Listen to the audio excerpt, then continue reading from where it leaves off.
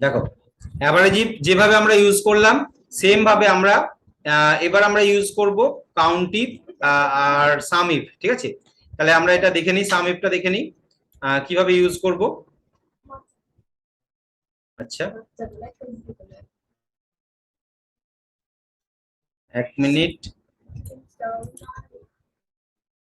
Hide করে দিলাম, এগুলোকে সরিয়ে রাখি, এগুলো ডিলিট করে।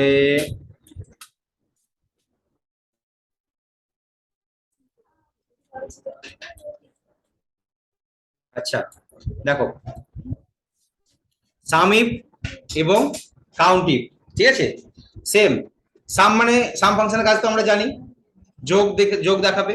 তাহলে সেম ভাবে আমরা যোগটাকেও দেখতে পারি, যে গড় না দেখে এবার বলতে পারি মোট কতটা 2021 সালে মোট কত টাকার সেল হয়েছিল, 2022 সালে তোমার মোট কত টাকার সেল হয়েছে, আর 2020 সালে মোট কত টাকার সেল হয়েছে। এর আগে তো সেলের গড় দেখছিলাম, আমরা অ্যাভারেজ দেখছিলাম, এবার চাইছি মোট সেল কত টাকার হয়েছে।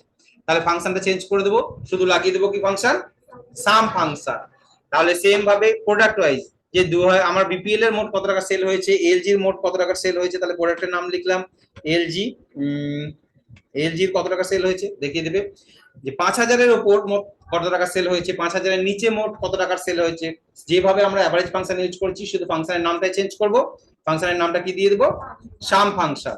সেম ভাবে আমরা কাউন্ট ফাংশনকে ইউজ করতে পারি। তো আমি একবার এক্সাম্পল এখানে দেখে নিই, এইটা যেমন করেছি কিভাবে করেছি, সেম সেম ভাবে ইউজ করতে পারি। তাহলে ধরে নাও 2020 সাল ইকুয়াল টু কি ফাংশন, এস ইউ এম, সাম, শুধু সাম না সামিফ, সামিফ, সাম ইফ ফাংশন। তাহলে প্রথমে চেয়েছে রেঞ্জ, তাহলে রেঞ্জ হচ্ছে শর্তটা বসছে কোন সেলের উপর, সেটার উপর, তাহলে ইয়ারের উপর আমি করতে চাইছি, ইয়ারের রেঞ্জটা বসিয়ে দিলাম, কমা, তারপরে চেয়েছে ক্রাইটেরিয়া মানে শর্তের রেঞ্জ, যেখানে শর্তটা বসানো আছে সেই সেল অ্যাড্রেসটা বসিয়ে দিলাম, কমা। এবার সামটা দেখাবে কার, এই অ্যামাউন্টের সাম দেখাবে, তাই তো? তাহলে এই তিনটে জিনিস সিলেক্ট করলাম, ব্র্যাকেট ক্লোজ, এন্টার। তাহলে 2020 সালে তোমার এই টাকার সেল হয়েছে, ঠিক আছে? তাহলে এখানে কি ছিল, এটা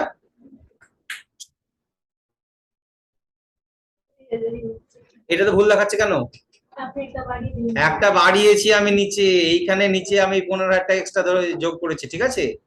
তাহলে এই সেলে যে কন্ডিশনটা দেওয়া আছে, এখানে যে সিলেক্ট করা আছে, এখানেও আমার এই কন্ডিশনটা কত দূর আছে, এই পর্যন্ত আছে, দেখো এই পর্যন্ত, এটাকে বাড়িয়ে আমাকে এই পর্যন্ত নিয়ে আসতে হবে, এবং এইখানে যেটা আছে এটাকেও বাড়িয়ে আমাকে নিয়ে আসতে হবে এই পর্যন্ত, তবে দুটোই আমার ঠিকঠাক আশা করি দেখাবে। Clear?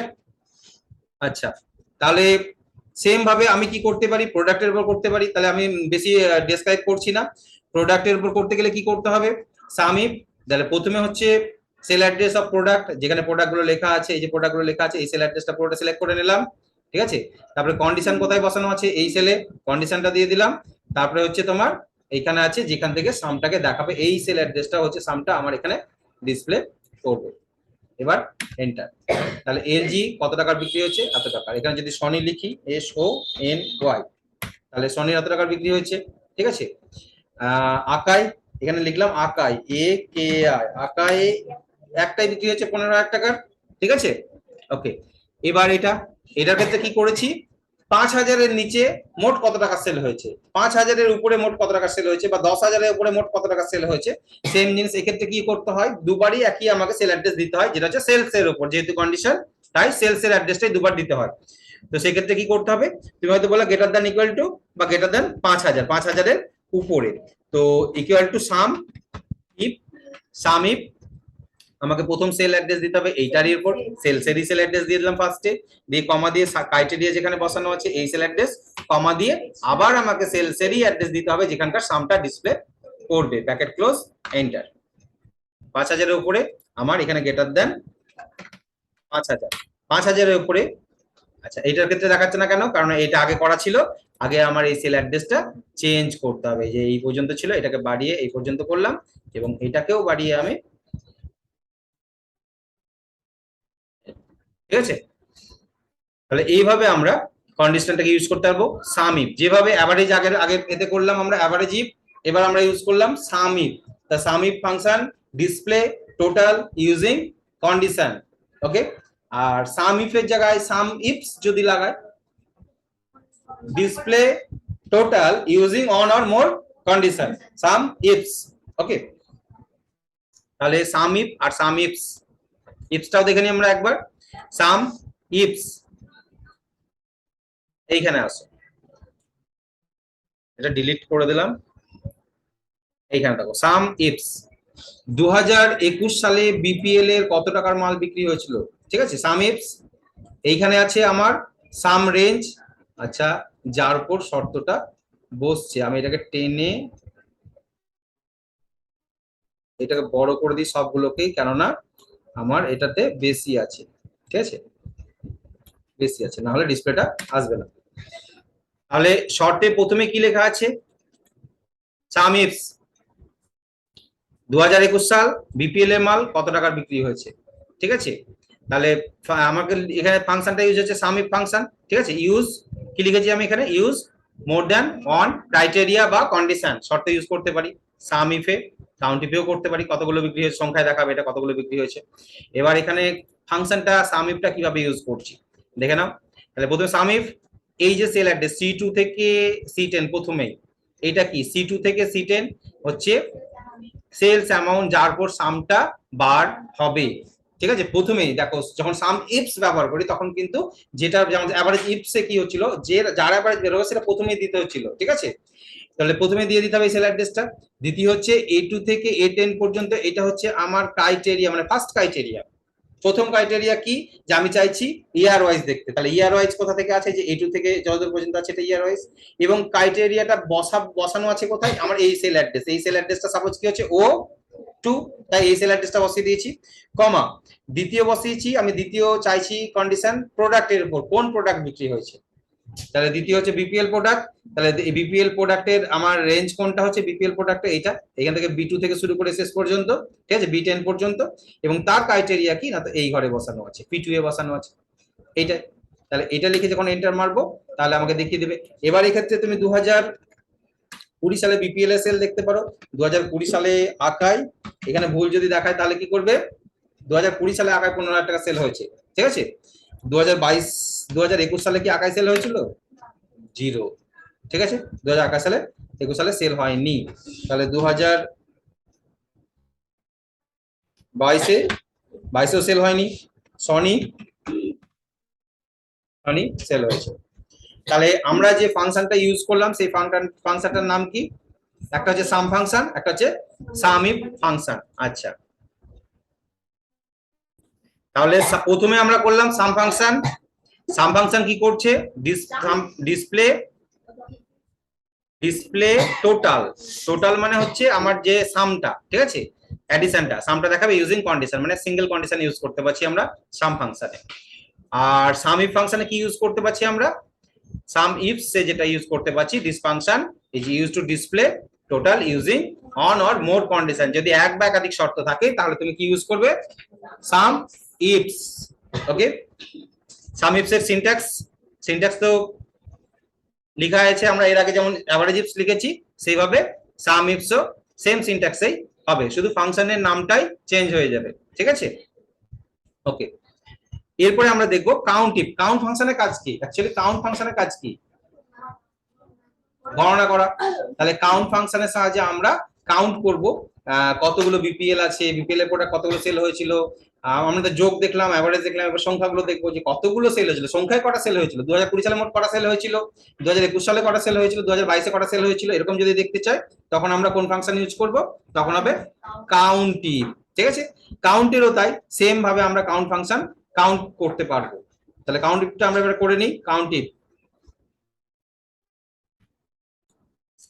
Counting function, this function use to count items using condition, শর্ত দিয়ে তুমি কাউন্ট করতে পারবা কতগুলো আইটেম তোমার এই টেবিলে আছে। তাহলে আমি কাউন্ট ইফ সেম আমরা যেভাবে ইউজ করেছি, তাহলে 2020 সালে কতগুলো আছে, আর বিপিএল এর মাল কতগুলো, প্রোডাক্ট ওয়াইজ যদি দেখতে চাই কতগুলো প্রোডাক্ট আছে, আর যদি 7,000 টাকা দামের বেশি মাল কটা আছে, 5,000 টাকা 7,000 টাকা দামের প্রোডাক্ট কতগুলো আছে, বা 7,000 নিচের দামের কতগুলো প্রোডাক্ট আছে, তোমাকে তুমি একটা গোডাউনে আছে, তোমাকে বলতো 5,000 টাকার কমের রেটের মালগুলো কটা আছে দেখেন তো, তাহলে আমি চেক করে দেখতে সময় লাগবে, তখন কি করব, এই ফাংশনটাকে ইউজ করব। আমার যে টোটাল যেখানে টেবিলের প্রোডাক্টের নাম আছে সেটা দেখতে হবে। কাউন্ট ফাংশন, তাহলে কিভাবে ইউজ করবো কাউন্ট ফাংশনটা? তাহলে প্রথমেই আমরা বসিয়ে দিই, ফার্স্টে আমরা ইয়ার ওয়াইজ দেখে নিই। তাহলে ইয়ার ওয়াইজ আমি এখান থেকে করছি, দেখে নাও। প্রথমে কি করলাম, এখানে ধরে নাও আমি 2020 সালে কটা মাল প্রোডাক্ট আমার বিক্রি হয়েছে, সেলস হয়েছে বা আছে সেটা দেখতে চাইছি।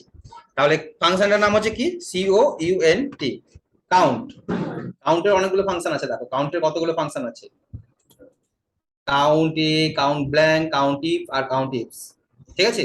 তাহলে এইগুলো তোমাদের আমি দেখিয়ে দেবো এগুলোর কাজ কি, ঠিক আছে। তাহলে প্রথমে আমরা কাউন্ট ফাংশন কাউন্ট ইফটা দেখে নিই। কাউন্ট ইফ যেটা আমাদের ইম্পর্টেন্ট, কাউন্ট ইফ। তাহলে কিন্তু এই সেম কাউন্ট ইফে কিন্তু বেশি কিছু লাগে না, ক্রাইটেরিয়া আর রেঞ্জ। কাউন্ট ইফে বেশি কিছু লাগছে না, প্রথমে কি লাগছে, রেঞ্জ। কাকে কাউন্ট করবে, সাল ওয়াইজ তো।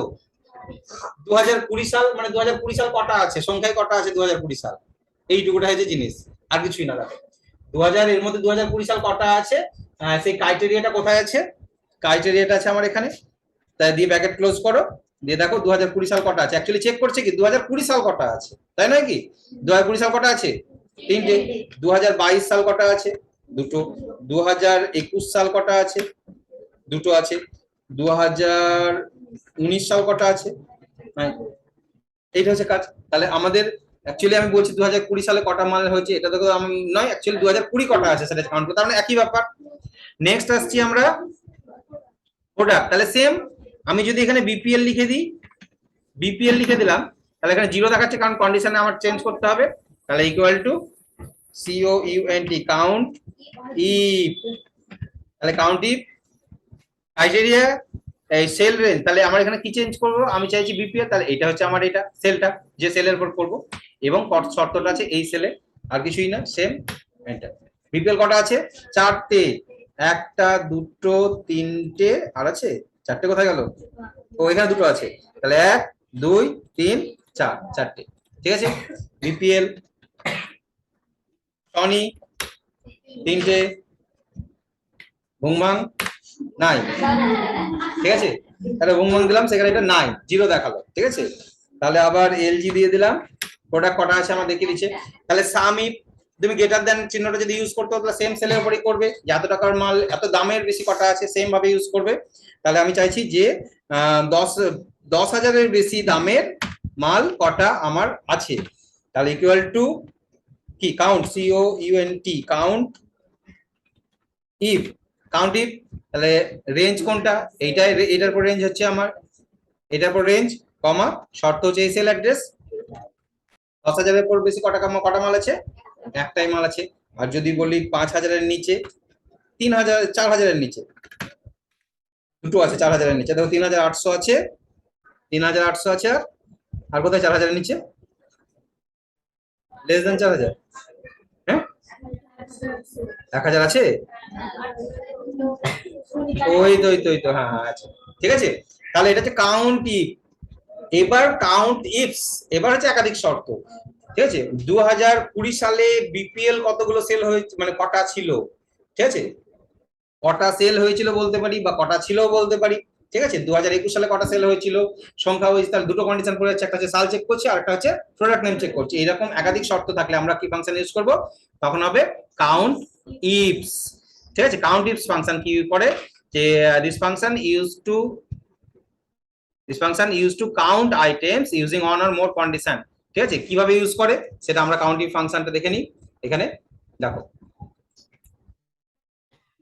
ওকে, সামিফ ফাংশন এর আগে আমরা ইউজ করলাম, সামিফটা দেখেছো, ঠিক আছে। তাহলে কাউন্ট ইফ, এই যে 2022 সালে সোনির মাল কতগুলো ছিল, তাহলে কি হয়েছে, আমাকে এখানে কি ইউজ করেছি, এখানে দেখো প্রথমে হচ্ছে ক্রাইটেরিয়া রেঞ্জ 1, তার জন্য ক্রাইটেরিয়া রেঞ্জ 2, ক্রাইটেরিয়া রেঞ্জ 3, এভাবে পরপর বসিয়ে দিতে হবে, ঠিক আছে। তাহলে কাউন্ট ইফ ফাংশনটা ইউজ করি আমি, এটা এর রেঞ্জটা একটু বাড়িয়ে দিতে হবে, এখানে যদি বাড়িয়ে দিই রেঞ্জটা কমানো আছে, এখান থেকে বাড়িয়ে দাও, এখান থেকে বাড়িয়ে দাও, ঠিক আছে। তাহলে দেখি 2020 সালে, 2021 সালে সনি একটা, 2021 সালে সনি একটা, ঠিক আছে। তো আমরা এবার কি হবে করে দেখে নিই। কাউন্ট ইফ ফাংশনে কিন্তু খুবই সহজ, আমি চাইছি কোন সালে কোন প্রোডাক্ট এখানে এলজি দিয়ে দিলাম, কোন প্রোডাক্ট কটা সেল হয়েছিল সেটা দেখতে চাইছি, তাহলে equal to CO you count ifs, দুটো শর্ত বসবে। তাহলে প্রথমেই হচ্ছে ক্রাইটেরিয়া রেঞ্জ আর ক্রাইটেরিয়া কোথা থেকে আর কি শর্ত। তাহলে ক্রাইটেরিয়া রেঞ্জ হচ্ছে প্রথমত সাল চেক করবো আমি ফার্স্টে, তাহলে সালের রেঞ্জ হচ্ছে এটা, কমা বলছে ক্রাইটেরিয়া কি না, তো এই সেল অ্যাড্রেস, এটা হচ্ছে শর্ত। আবার দ্বিতীয় চলে এলাম, দ্বিতীয় ক্রাইটেরিয়া রেঞ্জ হচ্ছে আমার এটা, যা পুরোটা সেল যেন না সিলেক্ট না হয়ে যায়, বেশি সিলেক্ট হয়ে গেল এইটা, এবং তার শর্ত হচ্ছে কোনটা, এটা, ঠিক আছে।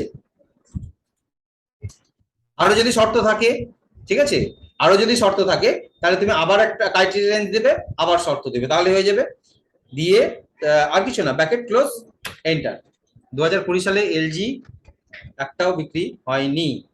আচ্ছা, Sony, S O N Y, Sony 2020 সালে সনি বিক্রি হয়নি, 2021 সালে একটা বিক্রি হয়েছিল, আগে লেখা আছে দেখতে পাচ্ছি আমরা। তাহলে এইভাবে আমরা কাউন্টিং ফাংশনটাকেও ইউজ করতে পারবো। তাহলে আজকে যেগুলো শিখলাম সেগুলো হচ্ছে তোমার কি কি, অ্যাভারেজ, অ্যাভারেজ, সাম, সামিফস, কাউন্ট, কাউন্টিফস, ঠিক আছে। তো এইগুলো হচ্ছে নরমাল ফাংশন। কাউন্টিফ এর মধ্যে আরো কিছু আছে, কাউন্ট এ আছে, কাউন্ট ব্ল্যাঙ্ক আছে, ঠিক আছে। এগুলো তোমাদের আমি একটু দেখিয়ে দিই, কাউন্ট এ, কাউন্ট ব্ল্যাঙ্ক এগুলো কি। দেখো, আমি যদি এখানে এই টেবিলটা একটু ছোট করলাম,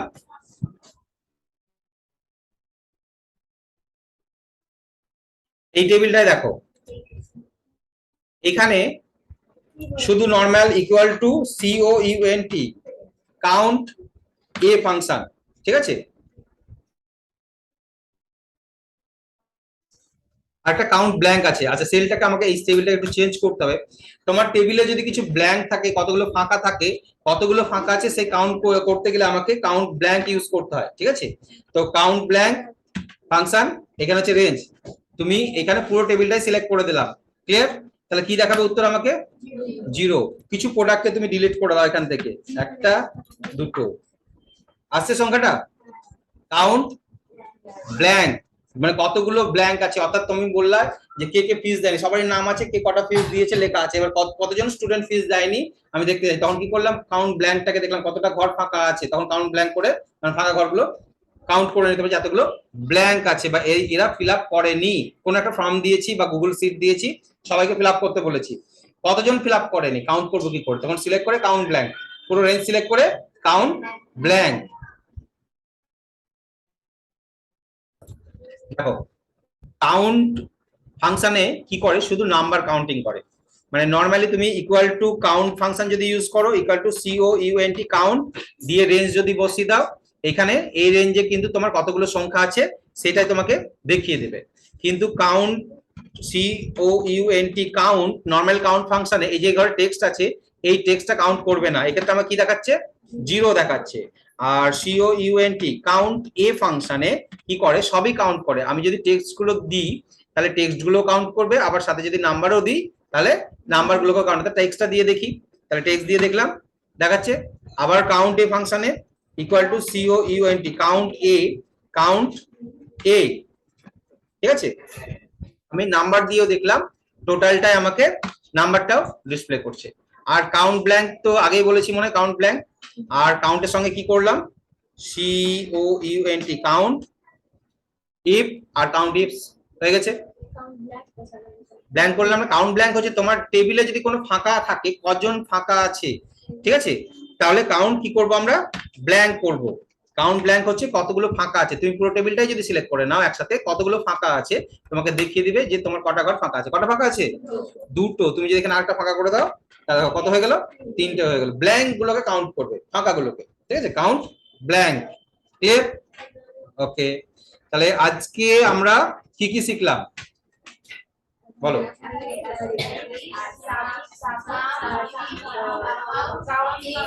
count if, count A, count blank. আচ্ছা, সমস্ত ফাংশন গুলোরই প্র্যাকটিস করবে আর দেখবে এটা ভালো করে, ঠিক আছে।